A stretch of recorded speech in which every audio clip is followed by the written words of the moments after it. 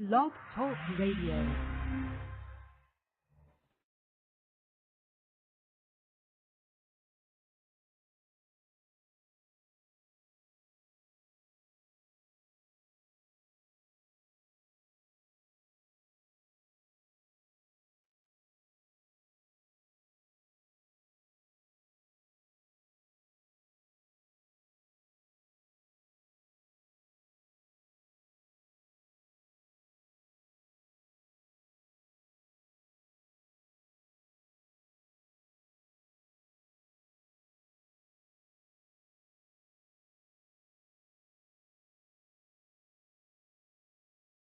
Boa noite, meus amigos.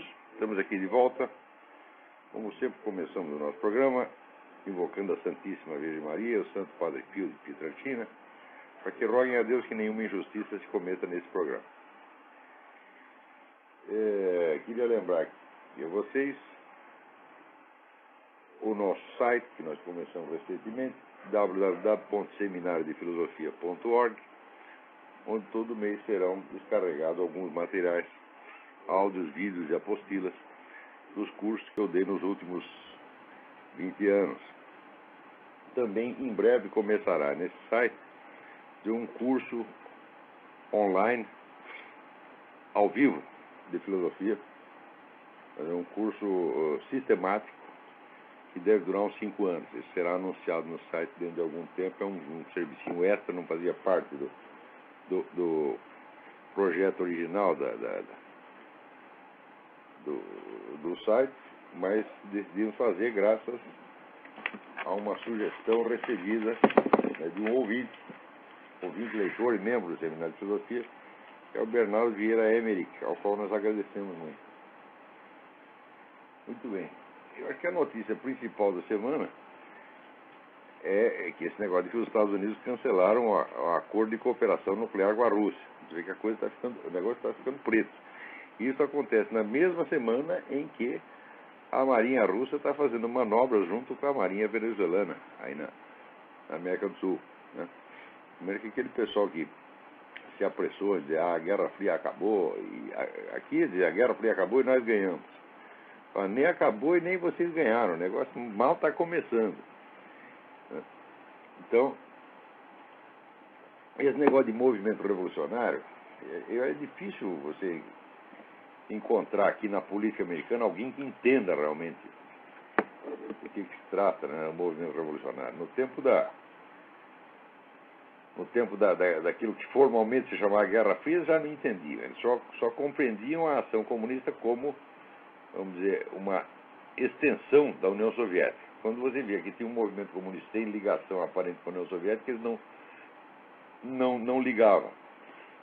Certo? Então, por exemplo, toda a nova esquerda americana parecia não ter conexões com a União Soviética. De fato, não tinha. Tinha com o Vietnã do Norte, com a China, etc, etc. Né? E era uma espécie surge alguma tendência dissidente dentro do movimento comunista. Então, o governo americano não olhava aquilo com benevolência. Falava, isso é a esquerda não comunista, então isso não tem problema. Falava, bom, o problema estava justamente lá. Né? Porque a própria União Soviética já tinha percebido que o seu velho esquema do Partido Comunista monolítico, né, e hierárquico era paralisante. Então precisava algo que restaurasse o movimento. Mao Tse-tung quer dizer que é melhor o movimento comunista que o Partido Comunista. A própria União Soviética já tinha percebido isso. Então, daí que essa nova esquerda, que parecia ser inofensiva em comparação, vamos dizer, com a esquerda comunista tradicional, era ela justamente que era a perigosa. Por quê? Através dessa nova esquerda e de todos os movimentos, né, movimento de juventude, movimento feminista, movimento gay, movimento isso, movimento aquilo, a pluralidade de movimentos que se iniciaram ali, o que aconteceu foi que tudo aquilo que nos anos 50 era a opinião do Pravda sobre os Estados Unidos, se tornou a opinião dos Estados Unidos sobre os Estados Unidos. Quer dizer, vocês conseguiram jogar quase metade do país contra o próprio país. Sem isso, jamais existiria um fenômeno como esse Obama. Então, vamos comentar daqui a pouco. O caso Obama é muito pior do que vocês podem imaginar. Eu disse semanas atrás que a simples presença de um sujeito como Obama como candidato a uma eleição já assinala um estado de coisas gravíssimo. Quer dizer, é como se fosse, vamos dizer, o movimento comunista mesmo tomando posse dos Estados Unidos por via eleitoral, usando um agente laranja chamado Obama, né?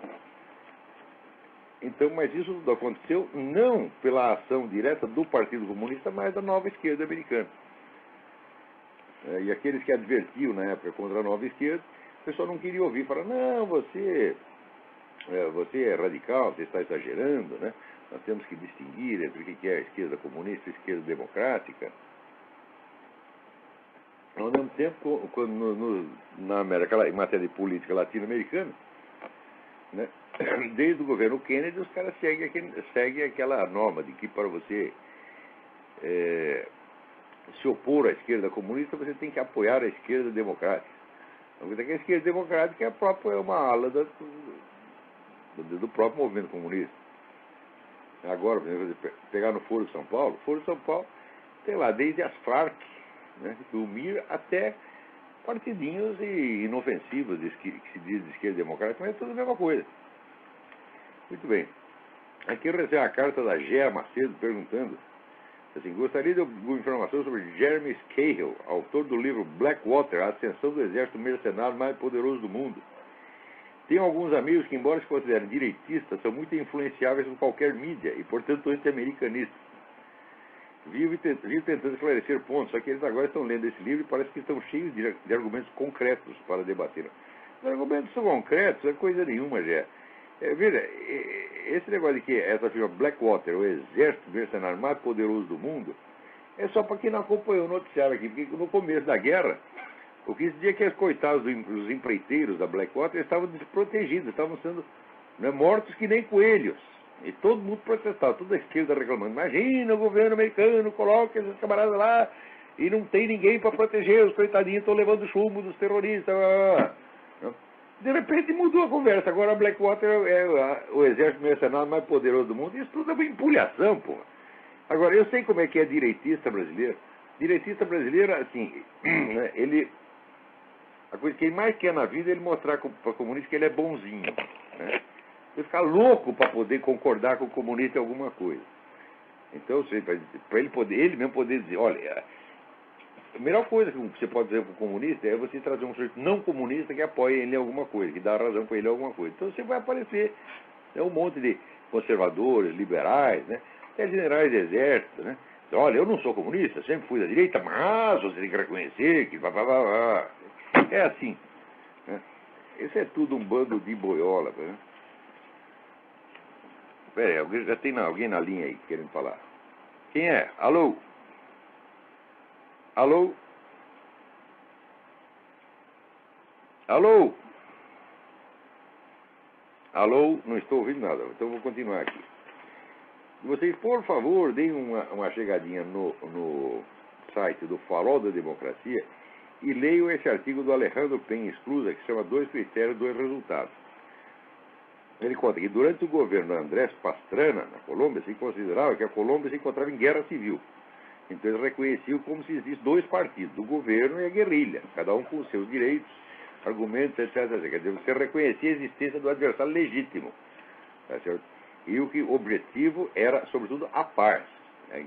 Reencontrar a harmonia, a unidade nacional, etc. Enquanto isso, a guerrilha foi crescendo cada vez mais, fez uma devastação. Tá? Bom, quando subiu o Uribe, ele disse, olha, guerra civil é pinóis, caras são um bando de bandidos, nós vamos lá matar todos e quem sobrar nós pôr na cadeia. Pronto, a coisa está acabando. Né? Agora, isso é a coisa mais óbvia do mundo. Por que vocês acham que no Brasil o banditismo cresceu, tá certo? Depois que o governo passou a considerar que os bandidos são cidadãos brasileiros carregadinhos de direitos? Pelo mesmo motivo.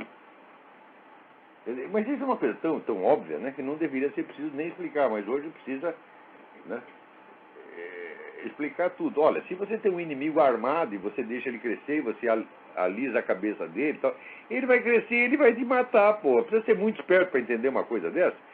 Quer dizer, quando a pessoa vem com essa conversa, não, nós temos que levar em conta o argumento do outro lado, blá, blá, né? Eu digo, bom, se você tem que levar em conta o argumento do outro lado, ele também tem que levar em conta o seu. Então, por que ele não pode dar tiro em você? Né? Então, você veja, se durante o governo militar, né, os milicos dessem moleza para os terroristas já tinham chegado ao poder em 72. Tá certo? Então, pelo menos os milicos conseguiram adiar isso por umas 3 décadas, mas no fim acabaram abrindo as pernas também, porque brasileiro, quando faz uma coisa certa, ele logo se arrepende. É isso. Então, os caras combateram o terrorismo, né, mataram um monte de inimigos do país, mas não 300, 400, comparado com... Olha, o governo matou 400 e o outro lado matou 200. Um lado ganhou porque matou mais gente, é óbvio, né? Por definição, o lado que mata mais gente é o que ganha. E jamais o governo foi perdoado por isso. Quer dizer, o ressentimento, o ódio que esses caras têm, pelo simples fato de que o governo respondeu a tiros, aos tiros que eles próprios estavam desferindo, né? Eles querem dar tiro em você e que você fique sempre aos tiros aos que você responda. Não, o outro lado tem seus direitos, nós temos que ouvir, etc, etc. Daqui a pouco nós vamos ver essa coisa, como é que se coloca hoje em dia, né? Agora aqui, alguém... Bom, eu recebo um monte... Alô? Peraí, tem alguém na linha aí. Alô, quem é? Sim. Alô? Eu tô... Alô? Não estou ouvindo nada, nada. Essa ligação está horrível. Então... Outra pessoa na linha. Alô, quem é? Alô? Todas as ligações estão ruins? O que será que acontece? Será que é o furacão Ike não está deixando as suas ligações chegar aqui? Aqui o Valmor Grade me pede: poderia sugerir um livro em português, caso haja algum que abordasse o erro espírita na mesma linha de René Guénon? Não conheço o Valmor. Não tenho a menor ideia. Houve várias polêmicas a esse respeito, mas não creio que nada no nível do que o Guénon abordou o problema. Agora, aqui, o Times de Londres dá uma notícia, é de arrepiar os cabelos. Diz que o presidente da Coreia do Norte, Kim Il-jong, morreu de diabetes em 2003 e tem um sósia no lugar dele até hoje. Veja que coisa extraordinária, né? Eu sei que o Fidel Castro tinha 8 sósias. Quando o Fidel Castro apareceu não sei onde, podia ser, né, o Fidel Castro, né, 1, 2, 3, 4, Fidel Castro linha, 2 linhas, 3 linhas, né? E agora a mesma coisa na Coreia do Norte. Olha, o comunismo é uma palhaçada, então tudo é possível, eles são capazes de fazer isso mesmo, né? Só que eles não avisaram nem os amigos dele. Chega lá o Ahmadinejad, está crente que está conversando com o Kim Il-jong e é outro cara. Que o Jong já foi pro Beleléu há muito tempo, né? Eu sempre achei muito estranho esse negócio dos governantes comunistas que dura 110 anos, 120 anos, quase 103 anos, né? Não é eles não, são outros caras lá, porra. Agora, eu aqui nesse programa eu só comento merda, só falo coisa ruim. Essa semana foi uma notícia excelente, né? Muitos anos atrás, um médico italiano, oncologista, especialista em câncer, ele observou uma coisa muito simples. Ele notou que em todos os cânceres sempre havia, todos os tipos de câncer sempre havia também, além do câncer propriamente dito, havia uma infecção por fungos, e especialmente esse fungo Candida albicans, que é o que provoca a afta, tá? E daí ele fez um raciocínio muito simples. Ele disse: mas peraí, mas existem centenas de tipos de câncer diferentes. A única coisa que aparece em todos é essa infecção por Candida albicans. Na época, a moda era considerar que essa infecção era o que se chama em medicina uma infecção oportunista, quer dizer, uma infecção que se desenvolve em cima de uma outra infecção. E ele diz: mas peraí, não é possível que os fatores fundamentais sejam os variáveis, e o único fator constante seja acidental ou apenas uma infecção oportunista. Então ele fez a hipótese de que fosse a própria infecção fúngica fosse a causa do câncer. E começou a tratar o câncer como você trata uma afta, isso é com bicarbonato de sódio. Claro que não é tão simples assim, porque não é questão de você tomar bicarbonato. O bicarbonato tem que atingir o tecido que está afetado. Então, né, usar lá uma técnica de arteriografia, uma coisa assim, esse negócio é meio complicado para poder fazer o bicarbonato chegar no ponto certo, né? E, para grande espanto dele próprio, os caras começaram a melhorar, né?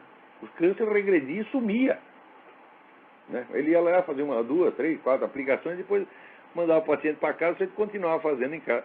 Daí apareceu, né? Um cara com câncer no pulmão, por outro, com câncer na próstata, outro que estava com câncer horroroso no olho. Tá?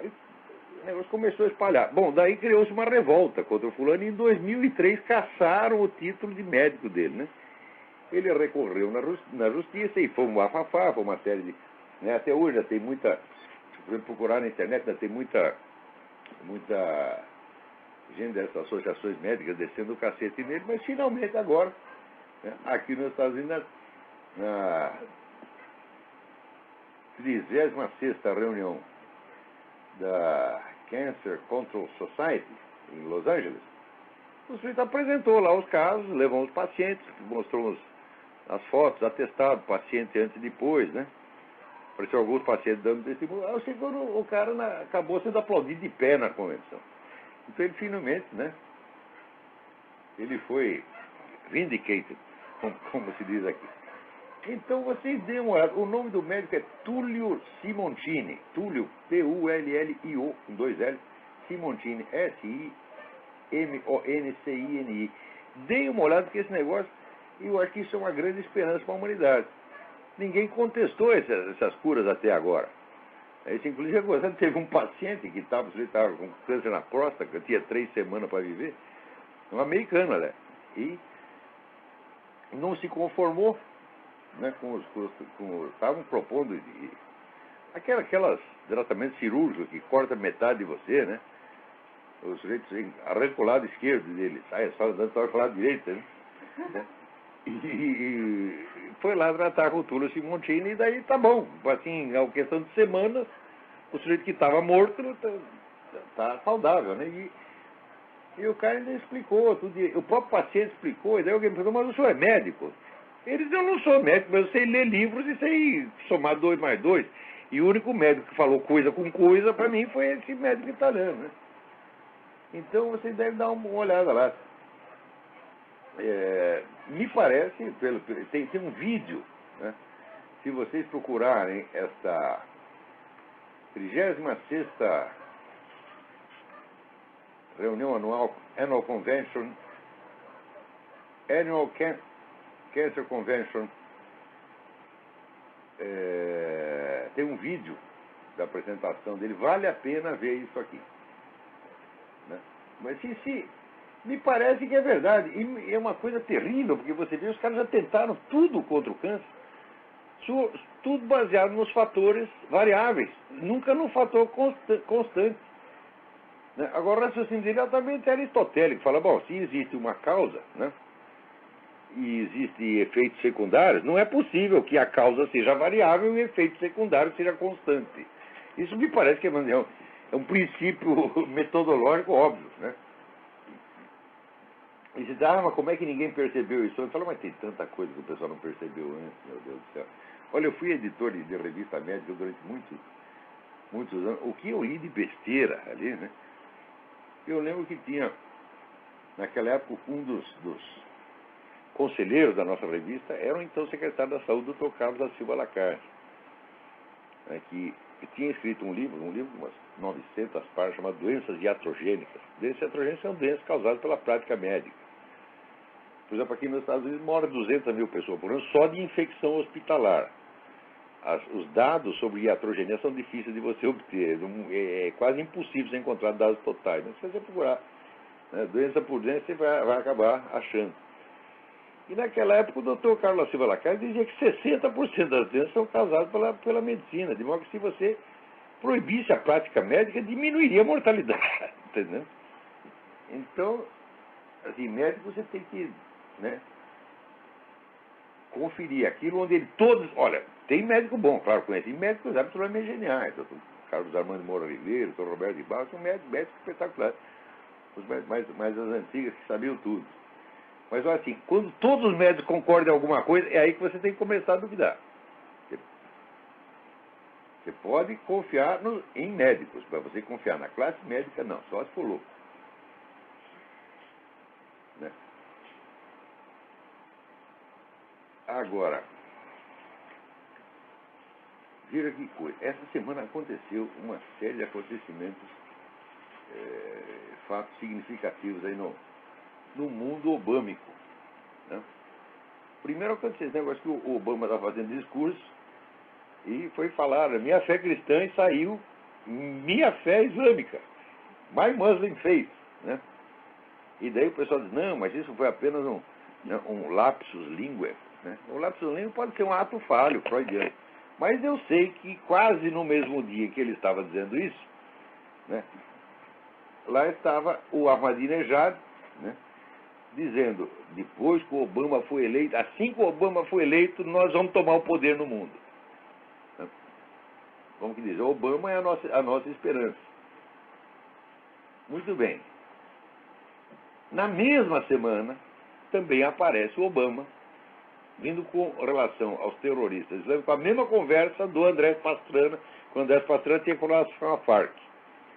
Não, o outro lado tem lá suas razões, nós precisamos dialogar, né?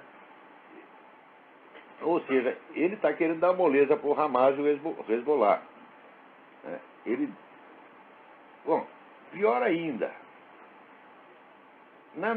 ainda na mesma semana, se revelou um jornal chamado Investor Business Daily, que é um jornal que não é um jornal pequeno, mas é muito importante, um jornal que vai para grandes empresários aqui. Vou falar uma reportagem assim que é de você ficar de orelha em pé. Porque você vê, o Obama não foi só não é só a certidão de nascimento dele que sumiu. Não é só a certidão que ele esconde. Ele também esconde o histórico escolar dele em Harvard. Ele vive se gabando, não, porque eu em Harvard, blá, blá, blá. E aí, cadê os papéis? Ah, não tem. Então, porque esse negócio é importante, porque no tempo do Bush, né, eles descobriram que o Bush tinha carreira universitária, mas ele tinha tirado nota C em tudo. Aqui as notas são 4, A, B, C e D. Né? Com D está reprovado, né? Se for aprovado com C, você passou raspando. Seria equivalente ao que seria no Brasil, no meu tempo, seria 5,1, né? Você tinha que ter 5, então ele passou com 5,1, era de 1 a 10, né? Eu geralmente passava com 5,1 ou ficava para trás com 4,9. Era meu desempenho escolar. Mas eu não tinha o menor interesse na escola, né? E eu selecionava as matérias. Quando eu não gostava da matéria no primeiro dia, eu falava, eu não vou aprender isso aí não. Né? E daí eu largava, não assistia às aulas daquilo lá. Não gostei. E quando eu queria, eu ficava, assistia e aprendia. Mas aí veio que o Bush fez a mesma coisa, então tirou média C. Daí fizeram aquele escândalo, começaram a gozar da cara dele, daí foram investigar dos outros. Né? O Al Gore era mais baixo ainda. E o John Kerry, então, nem te falava. Daí eles decidiram parar de investigar, esse negócio estava dando errado. Né? Então, agora está aí o Obama, não porque eu sou o professor doutor, me formei magna cum laude, né? Mas não tem papel nenhum. Só que é pior do que isso, não é que ele tirou nota baixa. Ele tem motivo sério para esconder isso aí. Por quê? O advogado que fez a carta de recomendação, porque em Harvard você não entra sem carta de recomendação, tem que ter uma carta de recomendação. Então o cara fez um advogado, Percy Sutton, né, um advogado importante, ele que fez a carta de apresentação do Obama para Harvard. Aí foram lá perguntar bem, mas quem foi que apresentou o Obama para você? Né? Ele disse, foi o doutor Khalid Al-Mansur. Né? E quem é o doutor Khalid Al-Mansur? O doutor Khalid Al-Mansur é um milionário saudita que sempre apoiou terrorista. Né? E que em 1995 esse Khalid Al-Mansur publicou um livro, né, chamado Os Livros Perdidos da África Redescobertos. Ele dizia que os Estados Unidos estavam planejando um genocídio contra todos os negros americanos. Tinha um plano aqui ia matar todos. Né? E você vê que o sujeito é bonzinho, né? Então foi esse sujeito que apresentou o tal do Obama para ele. Então, peraí. O cara é apresentado por um sujeito desse, né? O Ahmadinejad está lá soltando foguete, porque o cara vai ser eleito, e depois que ele foi eleito, o Islã vai dominar o mundo. Né? E o sujeito está fazendo discurso e vai falar, diz que ia falar My Christian Faith e fala My Muslim Faith, dá com a língua nos dentes. Eu falo, olha, eu acho que ele falou a verdade. Cada vez, para mim, está mais claro que o Obama é um agente laranja, um sujeito plantado lá no meio. Né? É uma operação de uma cara de pau, de uma ousadia, de um descaramento fora do comum. Quer dizer, mas pode ser mesmo, esse pessoal está junto aí, né? Radical islâmico, comunista, etc, etc. E eles pensam assim, não, a América não está bem das pernas, eles estão caindo, eles estão tudo bobo. Né? Então a gente mete um cara nosso lá. Né? Eles já tentaram isso outras vezes, mas não, claro que nunca chegou, né, nesse nível. Mas eu, desde que apareceu a candidatura Obama, eu vi que é uma candidatura anormal. Que tem algo de muito estranho ali. Não por ser um candidato negro. Eu falo, não, ao contrário. Candidato negro já é mais do que tempo ter um candidato negro. Já devia ter tido 20. Tá certo? Mas por que tem que ser logo esse, porra? Esse é muito esquisito. Né? Não tinha um negro mais típico, não? Entendeu? Esse cara é muito estranho. Ele não tem certidão de nascimento, ele não tem história escolar. Né? A família dele, ninguém sabe de onde é. Metade da história dele é mal contada. Né? Ele escreveu 2 livros de memória no qual ele só falta dizer que tem que matar todos os brancos. Né? Ele não consegue falar a palavra branco, você dá uma rosnada. Né? Então é um cara bom para ser presidente dos Black Panthers, não para ser presidente dos Estados Unidos. Né? Então, tem alguma coisa estranha por trás da candidatura Barack Obama, e agora está começando a aparecer. Né? Aqui, novamente, né? Essa semana, então, surgem novas e novas ligações do Obama com o pessoal, não diretamente terrorista, mas pró-terrorista. Aquela história do tal do Ayers, que ele disse, não, eu conheci superficialmente. Como conheci superficialmente? O Ayers é um cara terrorista. Conheceu superficialmente coisa nenhuma. O Obama lançou a candidatura dele na casa do fulano, pô. Estavam trabalhando junto até agora aí, 2 anos atrás. A história do sujeito é toda cheia de buraco, de coisa encoberta, né? De mistério. E de como é que você pode votar num cara desse para presidente? Não? Alô, quem é? Alô? Puta, já ligação de punha. Não entendo uma palavra do que você está falando, meu filho. Isso aí deve ser o Obama que está fazendo interferência aí, pô. Se não é o Obama, é o Lula.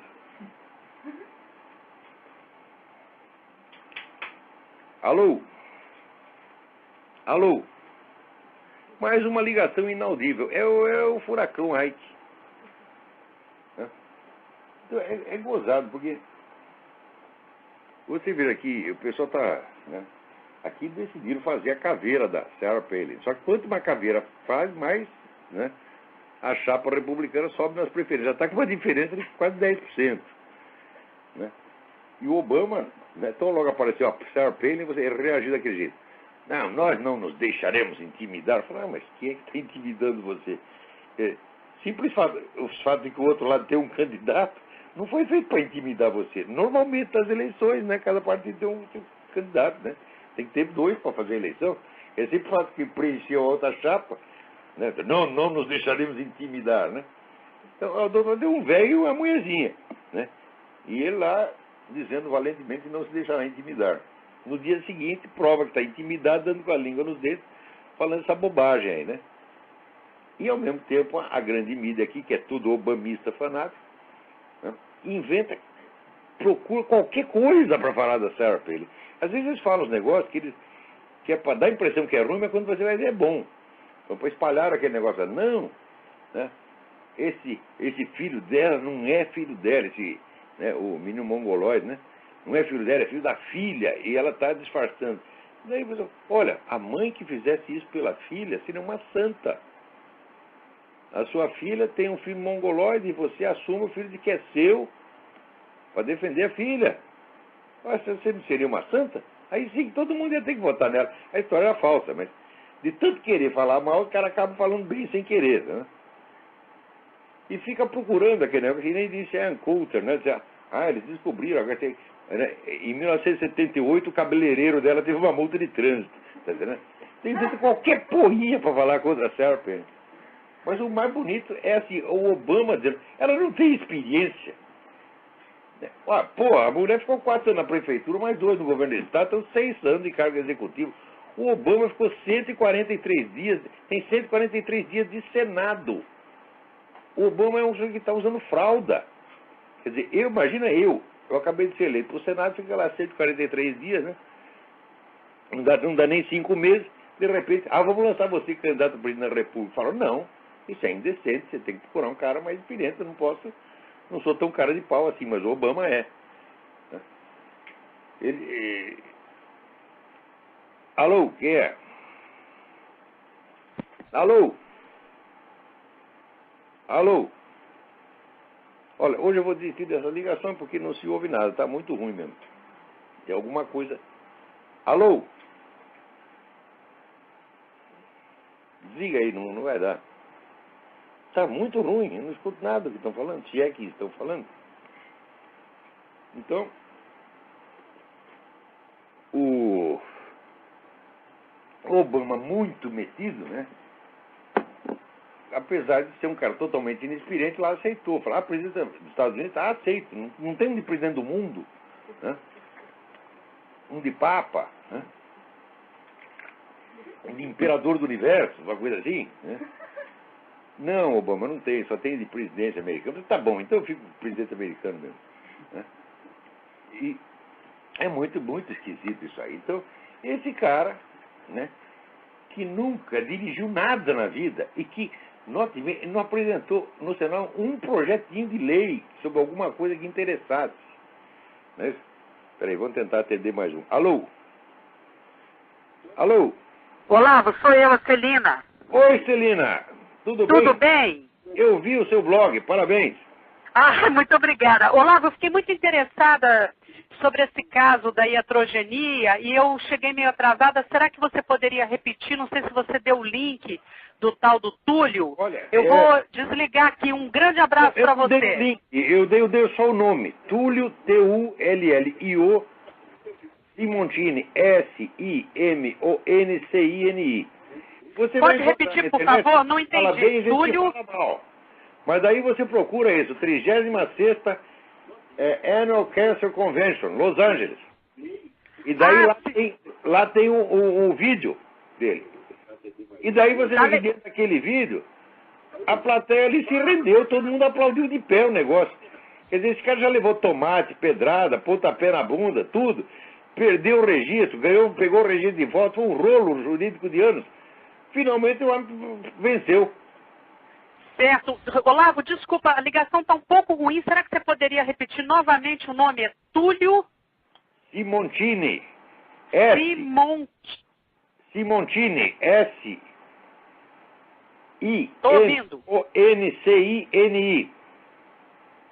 Ótimo. Muito obrigado, Olavo. Obrigado. Vou continuar ouvindo. Vou desligar. Um beijo a todos. Não deixe de procurar aí no Brasil o livro do Carlos da Silva Lacarte, que é um clássico da medicina brasileira, doenças iatrogênicas. Carlos da Silva Lacarte. Porque o homem morreu, nunca mais o livro foi publicado, né? Certo. Na época, todo mundo conhecia que ele era o maior cobrando saúde pública no Brasil. Certo. Mas você sabe que o maior problema dos médicos é não entender nada de medicina, né? Esse é o problema, né? É. Então tá bom, Olavo, obrigada. É capaz de ignorar a medicina eficazmente. Exatamente. E eu sou médica, hein? Falo Eu sei por com autoridade. O cara Obrigado, Olavo. Um abraço. Da medicina da USP. Tá certo, é isso mesmo. Eles estão matando mais gente do que o câncer. Exatamente. Morre do tratamento, né? Então, eu tenho conseguido sobreviver assim, cada 20 vezes que eu tenho a tentação de ir ao médico, eu só vou uma. Pois é. Então tá bom, Olavo, muito obrigada. Um beijo. Bom. Tchau. Então, né, o Obama inventou a história. Ele com essa cara de pau monstruosa. Chegar, ela não tem experiência. Né? Isso é a mesma coisa que eu estava falando do Mike Tyson, falar, eu não entendo nada de boxe. Né? Mesma coisa. Né? Entende eu. Então, bom, acontece o seguinte, acontece que o pessoal não sabe o que está falando, porque o Alasca é um dos alvos preferenciais das organizações terroristas, por causa do oleoduto que tem lá. Das 10 cidades americanas, vamos dizer, que são 10 regiões americanas, que são alvos preferenciais para ataques terroristas, uma delas é o Alasca, uma das principais é o Alasca. Além do que, o Alasca é vizinho da Rússia. Então isso quer dizer que o esquema de defesa que tem no Alasca é uma monstruosidade. E você acha que é eleito governador e não está sabendo nada disso. É absolutamente impossível, né? E por outro lado, vamos ver aí qual é a experiência que tem o outro vice, o Joe Biden. O Joe Biden tem uma imensa experiência de fazer cagada. E uma das cagadas dele foi feita justamente no Alasca. Tinha lá 8 ilhas do Alasca e ele fez um projeto de entregar aquilo para a Rússia. Negócio cheio de petróleo. E os russos estão lá fazendo buraco, tirando petróleo até hoje, enquanto os americanos não podem tirar petróleo. Essa foi a ideia do Joe Biden. Né? Quando foi o negócio do esquema de defesa aérea americano, todo mundo aprovou, no tom do Ronald Reagan, o Joe Biden foi contra. Quer dizer, o Joe Biden só tem experiência, tá certo? De baixar as calças do país dele e oferecer a bundinha para o adversário. É isso que ele sabe fazer. Coisa certa ele nunca fez. Então, era um negócio terrível. Agora, o que eu sei é que, né, de acordo aqui da pesquisa do Zogby, a pesquisa do Rasmussen, a pesquisa da Reuters, a pesquisa do Gallup, eu sei que pela média, McCain e Palin estão pelo menos 4 a 5% na frente do homem, né? E não vai voltar mais atrás. Nessa altura até o colunista Jack Wheeler, que é um dos camaradas, é um fino psicólogo, ele diz, olha, eles não vão conseguir falar nada de substantivo contra a Sarah Palin. Eles vão, né, inventar aquelas coisas, falando, não, ela deixou queimar o almoço do marido, o bife do marido, né? Ela peida, essas coisas assim, tá entendendo? Vão ficar falando essa coisa, mas não vai funcionar, eles vão entrar no desespero. Vocês tomem cuidado que eles são capazes de dar um tiro nela, tá entendendo? Então, reforça a segurança dela. Eu acho que o Jack Wheeler tem toda a razão, tem que reforçar a segurança, porque a gente está vendo um absoluto desespero que os caras, os obamistas ficaram. Alô? Alô? Alô? Alô? Olá, tudo bem? Alô, quem é? É Alex? Ô Alex, tudo bem? Tudo bem. Eu gostaria de fazer uma pergunta um pouco complicada, mas vou tentar simplificar bem. Vai. Jones, ele fez um documentário, aliás, vários, sobre nova ordem mundial. E ele afirma em todos os documentários que grandes líderes do governo, republicanos, né, como George Bush, estão envolvidos com nova ordem e são membros de seitas. O senhor pode comentar alguma coisa a respeito e falar? Sim, o Alex Jones. O Alex Jones ele tem muita informação e muitas das informações são preciosas. Né? Mas como todo mundo que estuda esse negócio de nova ordem mundial, teoria da conspiração, etc., o sujeito, ele acredita demais nele mesmo, de vez em quando dá uma rateada. Ele aderiu a esse negócio de que o 11 de setembro foi causado pelo governo americano. O governo americano tinha plantado umas bombas lá dentro para implodir o edifício e tal. Bom, agora, 2 semanas atrás, saiu um relatório feito por 20 sociedades científicas que ficaram 3 anos examinando tudo e eles explicaram como é que o edifício implodiu. Né? Então, agora, o que o Alex Jones vai dizer lá em casa? Quer dizer, aí o nego se desmoraliza, porra. Era essa a minha pergunta. Eu poderia saber até onde ele é acreditável. Era isso mesmo, Olavo. Você percebe que a função, vamos dizer, do CFR, o Council on Foreign Relations, né, a função dessa entidade dentro do esquema globalista não é uma função institucional.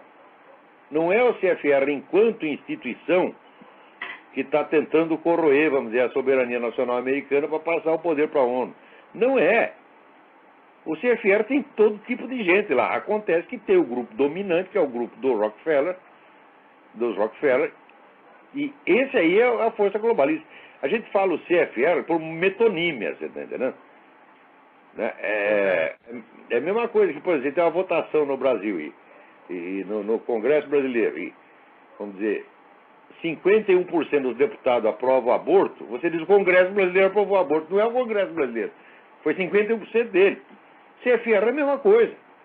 Não é o fato do sujeito de ser um membro do CFR que o caracteriza como um globalista que está a fim de destruir, demolir tudo, né, e instaurar um governo mundial em Genebra. Mas tem gente lá dentro que é assim. Então, é um uso metonímico da expressão. Eu poderia recomendar algum livro acreditável que explica bem sobre nova ordem mundial? O livro do Cliff Kincaid, sobre a ONU, né? Global Straight Jacket, né? Esse é um livro importante. Tem muita coisa aqui, só que agora você me Não, tá, e só disso, entendeu? Eu precisaria selecionar alguns. Tá ótimo, Olavo. Eu agradeço, viu? Muito obrigado pela informação. Obrigado, mas olha, procura esse, o Cliff Kincaid. Kincaid. E acompanhe os artigos do Cliff Kincaid no Accuracy in Media, aim.org. É um dos caras que entende isso. Outro jeito que entende pra caramba é o Henry Lamb. O Henry Lamb tem uma ONG tem um nome complicado, mas você pelo nome do cidadão, Henry Lamb. Lamb L-A-M-B. São os caras, vamos dizer, 2 das melhores fontes que tem sobre isso. Tá perfeito, Olavo. Muito obrigado pelas indicações. Obrigado eu. Agora, na mesma semana, você vê, o pessoal lá no Ahmadinejad já está tudo, né, celebrando, já estava, né, celebrando a vitória do Obama, até o Obama dar com a língua nos dentes e aparecer a Sarah Palin e o cara despencar, né? Mas a turminha da OPEC, né, segundo a Associated Press, já está pensando em cortar a produção de petróleo para aumentar o preço e criar outra crise de petróleo, que nem criar no tempo do governo Geisel, né? Que o Brasil estava indo às mil maravilhas, de repente o preço do petróleo decuplicou, né, e acabou a festa. E os caras estão pensando em fazer a mesma coisa de novo. Agora você vê, nessa altura, o que é para fazer, né, com aquele velho louco, vigarista, que mandou entregar 8 ilhas do Alasca para os russos tirarem petróleo. É para você botar ele na vice-presidência? Ora, pô, o que é isso? Alô, tem mais alguém na linha aí? Alô, quem é? Alô?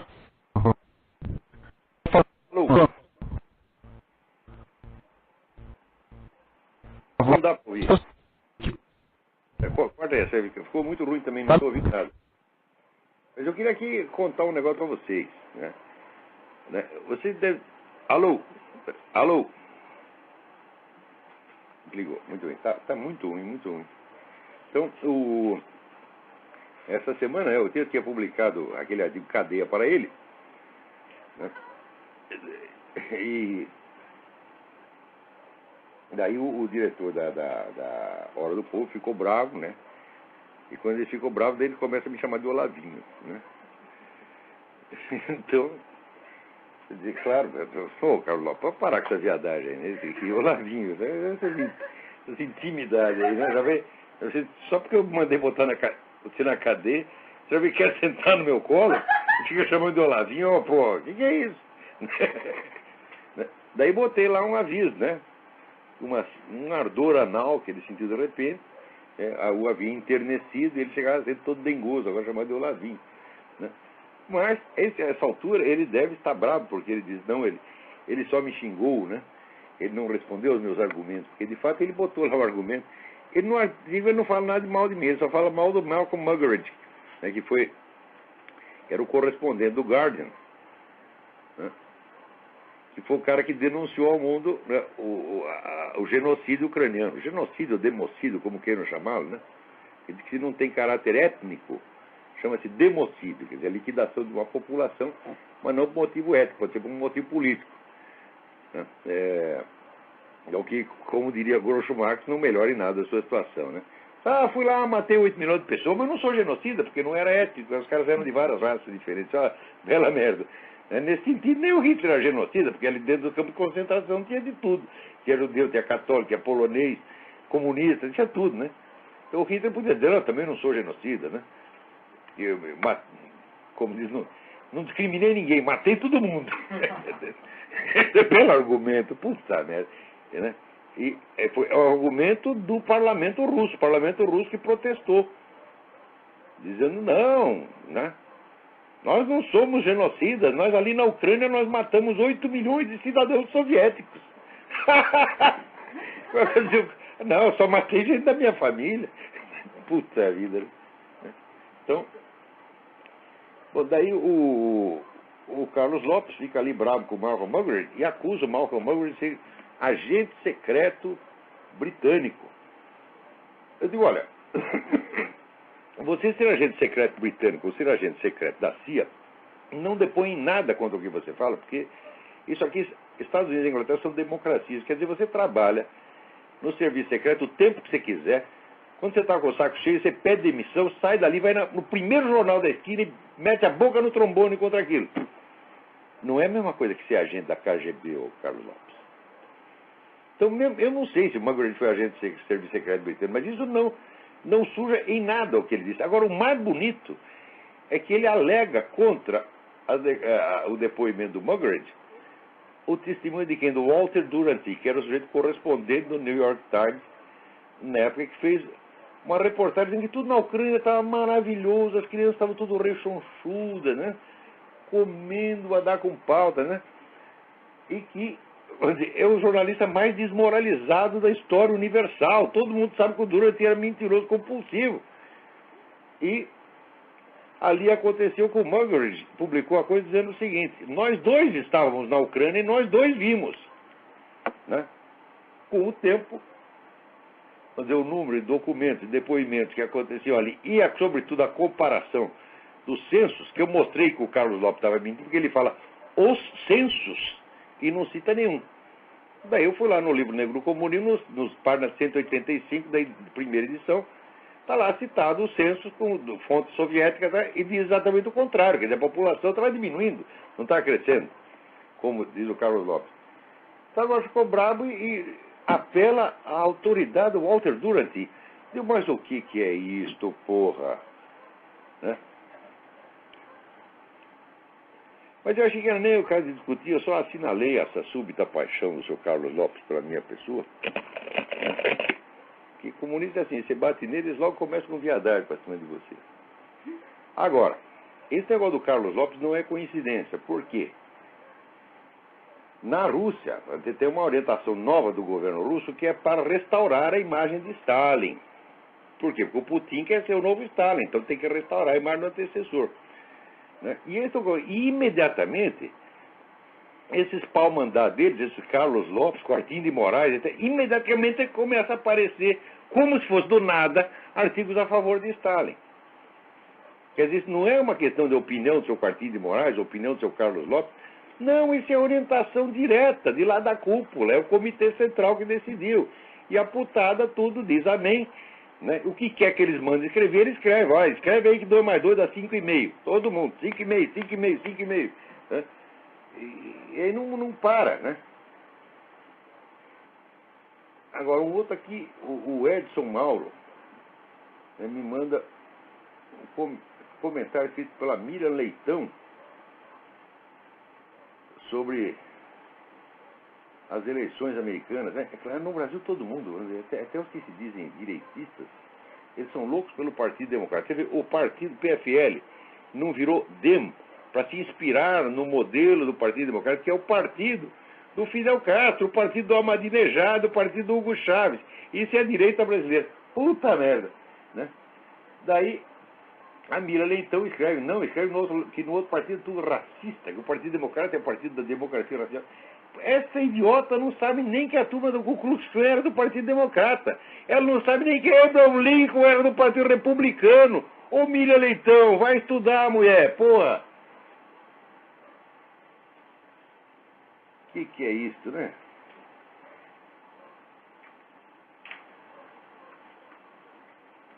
Agora, o Chaves, ele está dizendo aqui, ele está anunciando que ele vai dar um golpe demolidor sobre as oposições, né? Deu mais um, pô. Toda semana ele dá um golpe demolidor. É só que dessa vez ele está sendo até amável, né? Ele está avisando, né?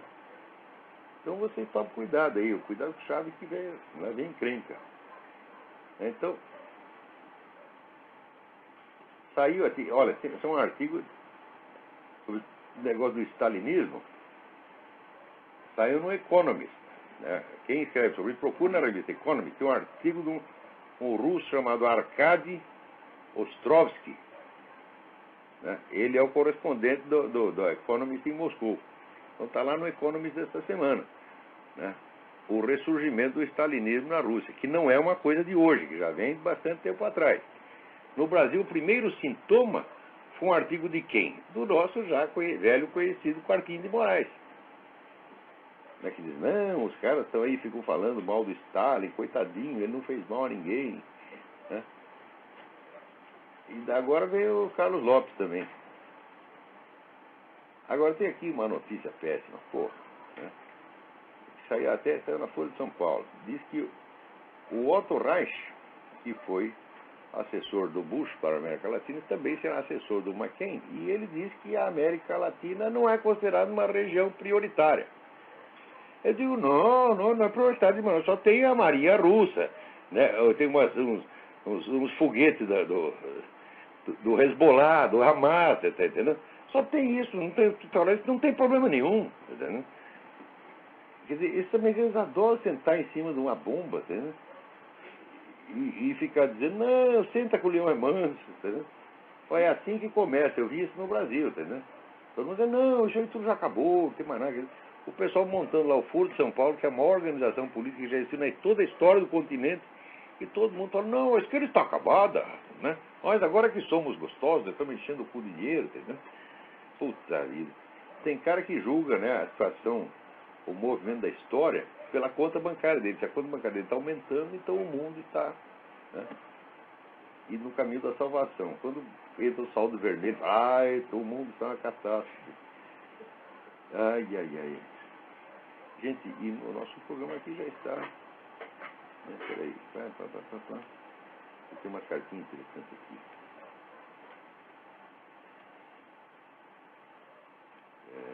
Que é a cara do Fred Studer, que eu vou deixar para outro programa, que é preciso uma resposta mais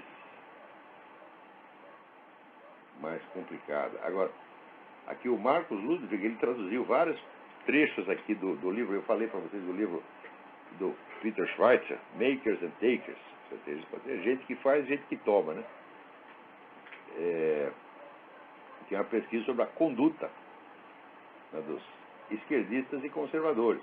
E os esquerdistas vêm dizer que os conservadores são pessoas egoístas, que só pensam em si próprios, etc. Mas é uma imagem, é um estereótipo. Quando você vai ver, agora vamos pegar assim, as pesquisas de opinião, né, e as pesquisas de preferência de mercado. O Peter Schweitzer usou muito material das pesquisas de mercado, né, e foi ver que a conduta era exatamente o contrário, né? Então, aqui, ó, um trecho interessante, né? Os esquerdistas modernos, aqui nos Estados Unidos se diz liberal, mas liberal é esquerdista, né? O que no Brasil se chama de liberal, aqui se chama de conservativo. Né? E o que no Brasil se chama de esquerdista, aqui é liberal.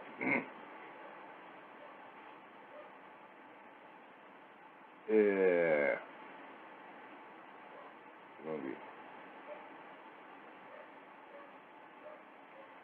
O fato costumeiramente ignorado é que os autodeclarados esquerdistas tenham 3 vezes mais probabilidade de ter procurado aconselhamento para problemas mentais do que os conservadores. Eles são 3 vezes mais malucos. Eu acho que até essa estatística é modesta. Né? O Instituto Gallup tem um estudo que mostra que os republicanos, né, com mais frequência, mostram mais saúde mental do que os democratas, 58% para 36%. Né? Os esquerdistas têm 64% mais propensão a sofrer de depressão. Claro, eles só ficam pensando mal dos outros. Né? Eles vivem no negativo, já vivem do ódio, do ressentimento, são caras complexados pra caralho. Não pode, olha, esquerdista não pode ver nada dar certo. Tudo que dá certo, eles sofrem pra caramba. Aumenta o PNB, pronto, tem uma onda de suicídio na esquerda. Né? Diminui o desemprego, né? Pronto, se diminui o desemprego no Brasil, aumenta o número de divórcios entre os esquerdistas. Os caras começam tudo a bater na mulher, porra. Eu sei como é que é uma gente azeda. Né? Você lembra, quando lançaram o PT, o emblema do PT era um bonequinho, que andava com um bonezinho assim de proleta, e o cara enfesado, né? E saía um balãozinho da boca dele e falava, eu hoje não estou bom. Né? Eu digo, olha, esquerdista é isso aí, rapaz, eles estão sempre com os cornos virados. Estão sempre com dor no cu, porra. É um negócio horroroso. Né? Quem é? Tem alguém mais aí na linha? Alô? Alô? Não dá para ouvir.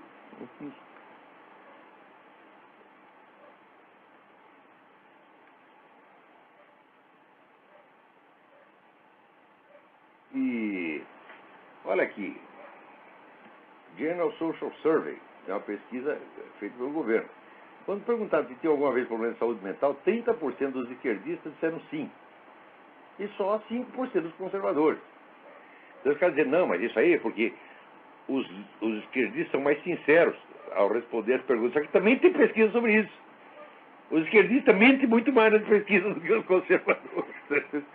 É o negócio. Olha, esse livro vocês têm que ler, Makers and Takers. Alguém tem que publicar isso aí para acabar com essa autoimagem de santidade. Eles acham que são santinhos, né? Bom, mas na verdade, o que conta não são os fatos, tá entendendo? Não adianta você contar os fatos para os caras. O que interessa é que isso é uma narrativa. Eles aprenderam isso com o Jacques Derrida. Nós temos a nossa narrativa e você tem a nossa narrativa, a sua narrativa. Né? É uma competição entre narrativas. Então, pô, os caras não aceitam nem que exista uma realidade. Você fala para eles que existe a realidade, eles ficam bravos. Né? Mas, ao mesmo tempo, eles querem continuar usando as palavras mentiroso, vigarista. Né? Mas como podemos ser nós vigaristas se você nem acredita em realidade? Você não tem nenhum compromisso com a realidade. Né? Quer dizer, mas, na verdade, esse pessoal mentiu tanto que, no fim, eles tiveram que inventar uma teoria do negócio e inventaram o desconstrucionismo. É que, retroativamente, não é que a gente mentia, é que não existe realidade. Daí fica tudo limpo. E ainda tem gente que leva a sério esses caras. Olha, eu vou dizer um negócio para vocês. Esquerdista não é gente, esquerdista é macaco. Não é um problema que eles são pessoas boas com ideias erradas. Claro que não são pessoas boas, é um bando de vigarista. E essas sem-vergonhices deles pega, porque vai passando padrões de conduta. Né? Você pega um tipo assim, bem corrupto, ladrão, safado, que tem tudo Lula, né? E santifica. Daí todo mundo começa a seguir esse modelo de santidade, porra. Santidade é o mensalão, santidade é o assassinato do Celso Daniel. Né? Santidade é você entregar um estado inteiro da federação para um organismo estrangeiro, isso que é a santidade deles. Né? Então, todo mundo olha e fala, o jeito jovem olha, mas eu também quero encher o cu de dinheiro e ainda ser considerado santo. Quem é que não quer? E por que nós vamos respeitar esses caras? Né? Bom, infelizmente não dá para xingar eles mais porque acabou o programa, senão eu ia falar mais umas meia dúzia aqui. Então, até a semana que vem. Muito obrigado a todos.